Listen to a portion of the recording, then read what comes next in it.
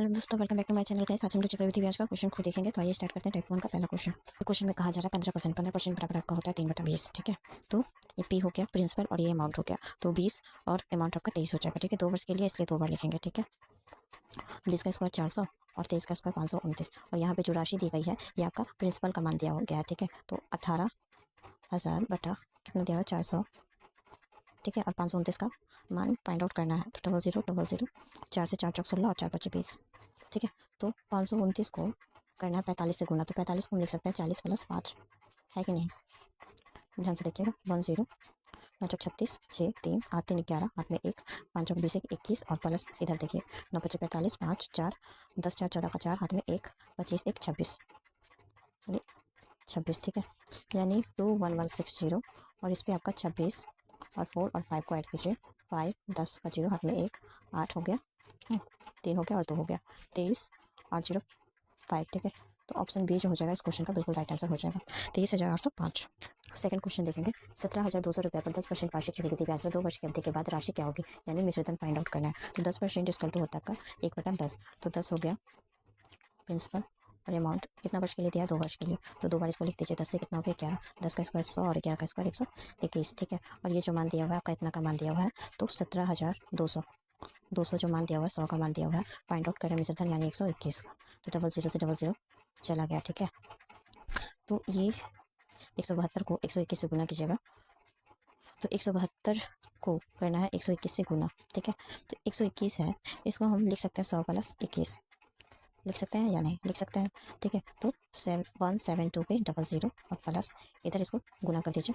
ठीक है, तो 172 1 बार में, और ये हो जाएगा 4 इधर 34, यानी 2 7 4 11 का 1, हाथ में 1 5 1 6 और 36 12, तो 36 12। ठीक है, अब ऐड कर दीजिए 2 1 8 7 3 10, हाथ में 1 2। ठीक है, यानी 20812, ऑप्शन सी जो हो जाएगा इस क्वेश्चन का बिल्कुल राइट आंसर होगा। तीसरा नंबर क्वेश्चन देखेंगे। अगर वीडियो पसंद आती है तो लाइक कीजिए और सपोर्ट कीजिए प्लीज़। ठीक है, तीसरा क्वेश्चन है चक्रवृद्धि ब्याज पर। ध्यान दीजिए, यहाँ पे रेट आपका कितना दिया हुआ है 4%, और यहाँ पे टाइम कितना दिया हुआ है 1 वर्ष।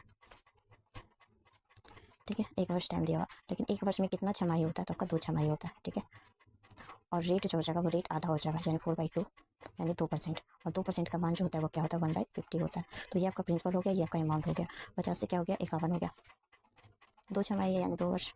ठीक है, 50 से क्या हो गया 51 हो गया, तो ये 2500 हो गया, और ये आपका 51 का स्क्वायर 2601 हो गया। ठीक है, तो फाइंड आउट करना है क्या मिश्रधन। ठीक है, तो 2500, यहाँ पे राशि कितनी दी हुई थी 2500, यानी कितना का गुना है 1 गुना, तो इसमें भी 1 का ही गुना करेंगे, तो 2601, यानी ऑप्शन बी जो का बिल्कुल राइट आंसर हो जाएगा क्वेश्चन नंबर 3 का। क्वेश्चन नंबर 4 देखेंगे। यहाँ रेट आपका कितना दिया हुआ है 10%। ठीक है, 10% का मान होता है 1/10, और टाइम कितना दिया हुआ है 2 वर्ष। ठीक है, और यहाँ वार्षिक रूप से संयोजित है। ठीक है, और ये आपका मूलधन दिया हुआ है, तो 10 से 11 हो गया। ठीक है, प्रिंसिपल ये अमाउंट। ठीक है, फिर 10 से क्या हो गया 11 हो गया, 10 का स्क्वायर 100 और 11 का स्क्वायर 121। ठीक है, और 100 का मान जो दिया हुआ है वो 2000 दिया हुआ है, कितना गुना है 20 गुना, तो फाइंड आउट करना है इसका मान नहीं फाइंड आउट करना, फाइंड आउट करना कि चक्रवृद्धि ब्याज ज्ञात करना। चक्रवृद्धि ब्याज यानी CI, तो CI आपका कितना होगा 21, और 21 को किससे गुना कीजिएगा 20 से, तो 420 हो जाएगा, ऑप्शन बी बिल्कुल राइट आंसर हो जाएगा।